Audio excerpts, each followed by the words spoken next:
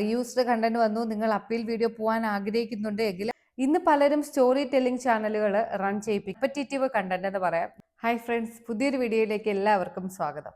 നമ്മളെല്ലാവരും നമ്മളുടെ ചാനൽ വളരെയധികം കഷ്ടപ്പെട്ട് വീഡിയോസും ഷോർട്സും ഒക്കെ അപ്ലോഡ് ചെയ്യുന്നുണ്ട്. അങ്ങനെ വീഡിയോസ് അപ്ലോഡ് ചെയ്ത് നമ്മുടെ ചാനലിൽ 4000 വാച്ച് അവർ കംപ്ലീറ്റ് ആവുകയും അല്ല എന്നുണ്ടെങ്കിൽ നമ്മൾ ഷോർട്സിലൂടെ 10 മില്യൺ വ്യൂസ് കംപ്ലീറ്റ് ചെയ്യും. അതുപോലെ സബ്സ്ക്രൈബേഴ്സും ക്രൈറ്റീരിയക്ക് അനുസരിച്ച് കംപ്ലീറ്റ് ചെയ്ത് കഴിയുമ്പോൾ നമ്മുടെ ചാനൽ മോണിറ്റൈസേഷൻ അപ്ലൈ ചെയ്യുമ്പോൾ നമുക്ക് ചിലപ്പോൾ കിട്ടുന്ന റിസൾട്ട് എന്ന് പറയുന്നത് റീയൂസ്ഡ് കണ്ടന്റ്, ഇല്ലെങ്കിൽ റെപ്പറ്റേറ്റീവ് കണ്ടന്റ്, ഇല്ലാന്നുണ്ടെങ്കിൽ മിസ്ലീഡിങ് തംബ്നൈൽസ്, അതുപോലെ തന്നെയാണ് സെക്ഷുവൽ ഗ്രാഫ്റ്റിംഗ്, അതുപോലെ വയലേഷൻ ഓഫ് മോണിറ്റൈസേഷൻ പോളിസി. ഇങ്ങനെ എന്തെങ്കിലുമൊക്കെ പ്രോബ്ലംസ് ആയിരിക്കും നമ്മുടെ ചാനലിൽ കിട്ടുന്നത്.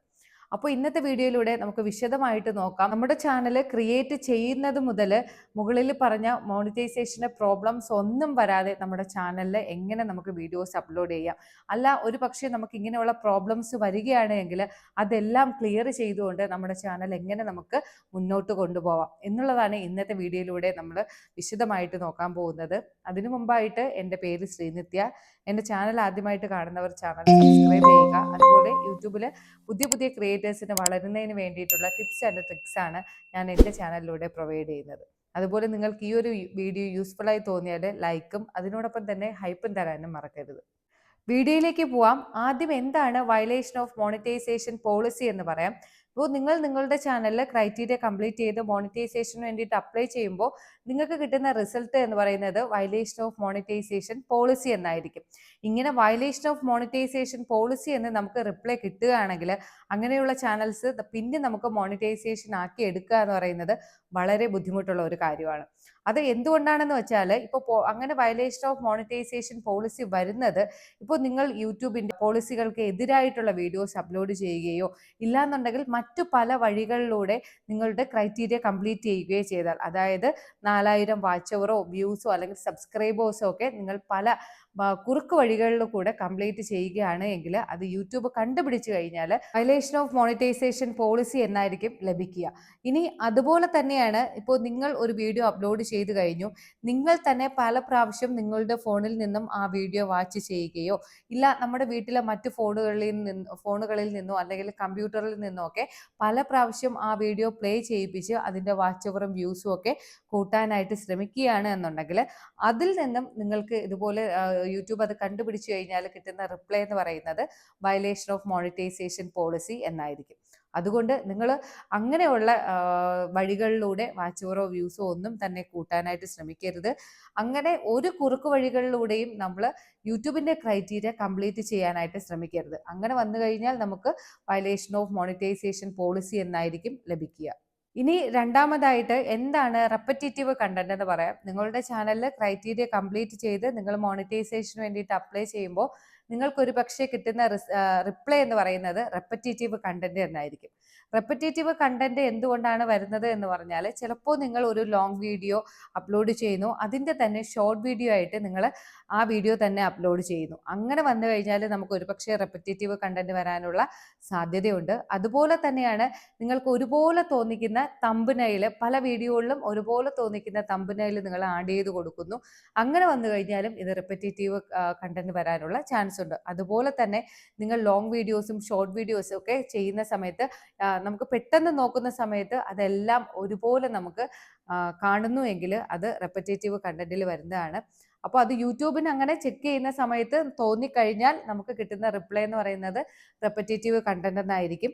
അതുകൊണ്ട് നിങ്ങൾ റെപ്പറ്റേറ്റീവ് കണ്ടന്റ് എന്നാണ് നിങ്ങൾക്ക് യൂട്യൂബിൽ നിന്ന് റിപ്ലൈ കിട്ടുന്നത് എങ്കിൽ നിങ്ങൾ ഒന്നുകൂടെ നിങ്ങളുടെ വീഡിയോസ് ഒക്കെ ചെക്ക് ചെയ്ത് എന്താണോ നിങ്ങൾക്ക് അതിൽ മാറ്റം വരുത്താനുള്ളത് ആ മാറ്റങ്ങളൊക്കെ വരുത്തി നിങ്ങൾക്ക് റീഅപ്ലൈ ചെയ്യാനോ അപ്പീൽ ചെയ്യാനോ ഒക്കെ സാധിക്കും. ഇന്ന് പലർക്കും കണ്ടുവരുന്ന മറ്റൊരു പ്രോബ്ലം എന്ന് പറയുന്നത് സെക്ഷുവൽ ഗ്രാഫ്റ്റിംഗ് കണ്ടന്റ് എന്നാണ്.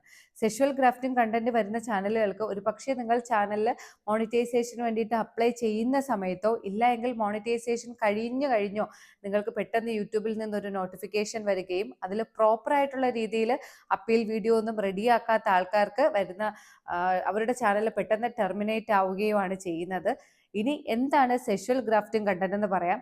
ഇന്ന് പലരും സ്റ്റോറി ടെല്ലിംഗ് ചാനലുകൾ റൺ ചെയ്യിപ്പിക്കുന്നവരാണ്. തുടക്കകാലത്തിൽ അവർ സ്വന്തമായിട്ട് ക്രിയേറ്റ് ചെയ്ത് വളരെ നല്ല രീതിയിൽ സ്റ്റോറികൾ ക്രിയേറ്റ് ചെയ്തതിന് ശേഷം ചാനലിൽ അപ്ലോഡ് ചെയ്തു വരുന്നുമുണ്ട്. അങ്ങനെ ചെയ്തു വരുന്ന സമയത്ത് അവർക്ക് ക്രൈറ്റീരിയ കംപ്ലീറ്റ് ആവുകയും മോണിറ്റൈസേഷൻ ലഭിക്കുകയും ചെയ്യും. അത് കഴിഞ്ഞതിന് ശേഷം കൂടുതൽ വ്യൂസിന് വേണ്ടിയിട്ട് പല ആൾക്കാരുടെയും നിർദ്ദേശപ്രകാരം വളരെ വൾഗറായിട്ടുള്ള രീതിയിലുള്ള ഫോട്ടോസോ വീഡിയോസോ ഒക്കെ ആഡ് ചെയ്യുകയും അതല്ല എങ്കിൽ വളരെ വൾഗറായിട്ടുള്ള രീതിയിൽ അവർ സ്റ്റോറി എഴുതി തയ്യാറാക്കുകയും ചെയ്ത് വീഡിയോസ് അപ്ലോഡ് ചെയ്യുന്നുണ്ട്. അങ്ങനെ വരുന്ന സമയത്ത് അത് യൂട്യൂബിൻ്റെ പോളിസിക്ക് എതിരാണ്. അങ്ങനെ വരുന്ന ചാനലുകൾക്കാണ് സെക്ഷൽ ഗ്രാഫ്റ്റിംഗ് കണ്ടന്റ് എന്ന് പറയുന്നത്. ഇപ്പോൾ പല ആൾക്കാരും ചെയ്യുന്നത് ചിലപ്പോൾ ഓഡിയോ വളരെ വൾഗറായിട്ടുള്ള രീതിയിൽ ഓഡിയോ തയ്യാറാക്കിയതിന് ശേഷം വീഡിയോസ് അപ്ലോഡ് ചെയ്യുന്നവരും ഉണ്ട്. അങ്ങനെ വരുന്ന സമയത്തും അത് യൂട്യൂബിൻ്റെ പോളിസിക്ക് എതിരാണ്. അപ്പോൾ ഇങ്ങനെയുള്ള ചാനലുകൾ വീഡിയോസ് ചെയ്യുന്ന ആൾക്കാരെ പ്രത്യേകം ശ്രദ്ധിക്കുക. ഇപ്പോൾ നിങ്ങൾ സെക്ഷൽ ഗ്രാഫ്റ്റിംഗ് കണ്ടന്റുകളാണ് ചെയ്യുന്നത് എന്നുണ്ടെങ്കിൽ നിങ്ങളുടെ വീഡിയോയിൽ അപ്ലോഡ് ചെയ്യുന്നതിന് മുന്നേ 18+ റെസ്ട്രിക്ഷൻ മോഡിലേക്ക് ആ വീഡിയോ ചേഞ്ച് ചെയ്തതിന് ശേഷം അപ്ലോഡ് ചെയ്യാനായിട്ട് ശ്രമിക്കുക. അതുപോലെ തന്നെയാണ് നിങ്ങളുടെ വീഡിയോയുടെ തംബ്നെയിലിൽ 18+ വീഡിയോസ് എന്ന് മെൻഷൻ ചെയ്യുക. അങ്ങനെ ചെയ്തു കഴിഞ്ഞാൽ ഒരു പരിധിവരെ നമ്മളുടെ ചാനലിനെ ഈ ഒരു sexual grafting policy, violation of sexual grafting പോളിസിയിൽ നിന്ന് നമുക്ക് ഒഴിവാക്കാനായിട്ട് സാധിക്കും. ഇനി എന്താണ് റീയൂസ്ഡ് കണ്ടന്റ് എന്ന് പറയാം. ഇന്ന് ഒത്തിരി പേർക്ക് വരുന്ന ഒരു പ്രോബ്ലമാണ് റീയൂസ്ഡ് കണ്ടന്റ്. ഇങ്ങനെ റീയൂസ്ഡ് കണ്ടന്റ് വന്നു കഴിഞ്ഞാൽ അതിൽ തന്നെ നമുക്ക് അപ്പീൽ ചെയ്യാനുള്ള ഒരു ഓപ്ഷനും ഉണ്ട്. അതിൽ യൂട്യൂബ് വളരെ വ്യക്തമായിട്ട് പറയുന്നുണ്ട്, നമ്മുടെ റിവ്യൂവിൽ നിങ്ങൾക്ക് എന്തെങ്കിലും ഡൗട്ട് തോന്നുകയോ അല്ലെങ്കിൽ അവർ ചെയ്ത റിവ്യൂ നിങ്ങൾക്ക് തെറ്റായിട്ട് തോന്നുകയാണ് എങ്കിൽ നമ്മൾക്ക് അപ്പീൽ പോവാം എന്നുള്ള കാര്യം. അപ്പോൾ അപ്പീൽ പോകുന്നതിന് മുന്നായിട്ട് നിങ്ങൾക്ക് നിങ്ങളുടെ ചാനലിൽ നിന്ന് 3-ൽ കൂടുതൽ വീഡിയോസ് ഡിലീറ്റ് ചെയ്യാനായിട്ട് സാധിക്കില്ല. ഇനി യൂട്യൂബിൻ്റെ പോളിസിക്ക് അനുസരിച്ച് തന്നെയാണ് നിങ്ങൾ വീഡിയോസ് അപ്ലോഡ് ചെയ്യുന്നത്. അതായത് നിങ്ങളുടെ വീഡിയോയിൽ ഹ്യൂമൻ ടച്ച് ഉണ്ട് എങ്കിൽ നിങ്ങൾക്ക് കറക്റ്റായിട്ട് നിങ്ങൾ അപ്പീൽ വീഡിയോ റെഡിയാക്കി കഴിഞ്ഞാൽ നമുക്ക് നമ്മുടെ ചാനൽ മോണിറ്റൈസ് ആക്കിയെടുക്കാനായിട്ട് സാധിക്കും. ഒരുപക്ഷെ നിങ്ങൾ മോണിറ്റൈസേഷൻ അപ്ലൈ ചെയ്യുമ്പോൾ നിങ്ങൾക്ക് കിട്ടുന്ന റിസൾട്ട് റീയൂസ്ഡ് കണ്ടന്റ് ആണ് എങ്കിൽ നിങ്ങൾ വലിയ ടെൻഷൻ ആവേണ്ട ആവശ്യമില്ല. നിങ്ങളുടെ ചാനലിൽ അതായത് പ്രോപ്പർ ആയിട്ടുള്ള ഒരു ഹ്യൂമൻ ടച്ച് ഉണ്ട് എങ്കിൽ നമ്മൾക്കത് കറക്റ്റായിട്ട് അപ്പീൽ വീഡിയോയിലൂടെ നമുക്ക് മോണിറ്റൈസേഷൻ തിരിച്ച് ലഭിക്കുന്നതാണ്.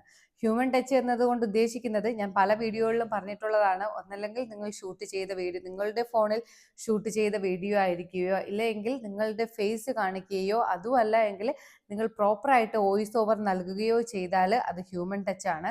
അങ്ങനെ ചെയ്തിട്ടുണ്ട് എല്ലാ വീഡിയോസിലും, അത് ഷോർട്സ് ആയിക്കോട്ടെ ലോങ് വീഡിയോസ് ആയിക്കോട്ടെ, എല്ലാ വീഡിയോസിലും നിങ്ങളുടെ ഹ്യൂമൻ ടച്ച് ഉണ്ട് എങ്കിൽ നമുക്ക് കറക്റ്റായിട്ടുള്ള ഒരു അപ്പീൽ വീഡിയോയിലൂടെ നമുക്ക് മോണിറ്റൈസേഷൻ നേടിയെടുക്കാവുന്നതാണ്. ഇനി ഒരു കാര്യം പറയാൻ വിട്ടു, നേരത്തെ പറഞ്ഞതാണ്, ഞാൻ അത് ഒന്നുകൂടെ ഓർമ്മിപ്പിക്കാം. നിങ്ങൾ മോണിറ്റൈസേഷൻ അപ്ലൈ ചെയ്യുന്ന സമയത്ത് നിങ്ങൾക്ക് റീയൂസ്ഡ് കണ്ടന്റ് വന്നു, നിങ്ങൾ അപ്പീൽ വീഡിയോ പോകാൻ ആഗ്രഹിക്കുന്നുണ്ട് എങ്കിൽ നിങ്ങളുടെ ചാനലിൽ നിന്നും 3-ൽ കൂടുതൽ വീഡിയോസ് ഡിലീറ്റ് ചെയ്യാനായിട്ട് പാടില്ല. നിങ്ങൾ 3-ൽ കൂടുതൽ വീഡിയോസ് ഡിലീറ്റ് ചെയ്തതിന് ശേഷം അപ്പീൽ നിങ്ങൾ പോവുകയാണ് എന്നുണ്ടെങ്കിൽ 90 ദിവസത്തേക്ക് നിങ്ങളുടെ ചാനൽ സസ്പെൻഡ് ചെയ്യുന്നതാണ്. അപ്പോൾ റീയൂസ്ഡ് കണ്ടന്റ് വന്നു, നിങ്ങൾ അപ്പീൽ വീഡിയോ പോകാൻ ആഗ്രഹിക്കുന്നുണ്ട് എങ്കിൽ ഒരിക്കലും നിങ്ങളുടെ ചാനലിൽ നിന്ന് 3-ൽ കൂടുതൽ വീഡിയോസ് ഡിലീറ്റ് ചെയ്യരുത്. അപ്പോൾ എന്താണ് റീയൂസ്ഡ് കണ്ടന്റ്, അതുപോലെ എന്താണ് റെപ്പറ്റേറ്റീവ് കണ്ടന്റ്, എന്താണ് വയലേഷൻ ഓഫ് മോണിറ്റൈസേഷൻ പോളിസി, അതുപോലെ എന്താണ് sexual grafting, violation of sexual grafting എന്ന് നിങ്ങൾക്ക് വളരെ കൃത്യമായിട്ട് മനസ്സിലായിക്കണമെന്ന് വിചാരിക്കുന്നു. ഇങ്ങനെ ആരെങ്കിലും ഈ ഒരു പ്രോബ്ലം നിങ്ങളുടെ ചാനലിൽ ചെയ്യുന്നുണ്ട് എങ്കിൽ നിങ്ങൾ ഇത് മനസ്സിലാക്കി വീഡിയോസ് അപ്ലോഡ് ചെയ്യാനായിട്ട് ശ്രമിക്കുക. അതുപോലെ ഇനി എന്തെങ്കിലും ഡൗട്ട് ഉണ്ടെങ്കിൽ എൻ്റെ കമൻറ്റ് ബോക്സിലൂടെ നിങ്ങൾക്ക് കമൻറ്റായിട്ട് അറിയിക്കാവുന്നതാണ്. മാക്സിമം എനിക്ക് അറിയാവുന്നതാണെങ്കിൽ ഞാൻ റിപ്ലൈ തരാനായിട്ട് ശ്രമിക്കുന്നതാണ്.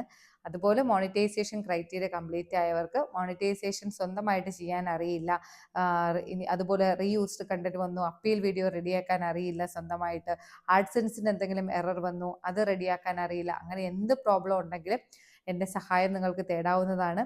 ഇനി പുതിയൊരു വീഡിയോയിലൂടെ കാണാം. ബൈ.